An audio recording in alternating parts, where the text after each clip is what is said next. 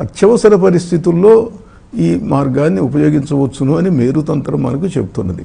కనుక ఈ తంత్ర గ్రంథాలన్నీ కూడా ప్రాచీన కాలంలో ఆ మంత్రం చేసినటువంటి వ్యక్తులు, అసలు కొన్ని చోట్ల ఎట్లా ఉంటుందనంటే మంత్రములు చెప్పిన గురువు, సిద్ధ గురువు పేరే మంత్రం అయినటువంటి సందర్భాలు చాలా ఉన్నాయి. గురువుల పేరు మంత్రం. ఎట్లా ఉంటుందనంటే గుంటూరు జిల్లాలో పెదారికట్ల అని ఒక ఊరు ఉండేది. అక్కడ క్షుద్రమాంత్రికులు, ప్రయోగదక్షులైన వాళ్ళు ఉండేవాళ్ళు. మాసాబత్తుల వీరయ్య గారని చెబుతారు.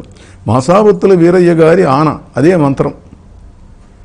అట్లా సిద్ధులైనటువంటి వ్యక్తులు వాళ్ళ పేర్లే మంత్రాలుగా ఉపయోగించటం ఉన్నది.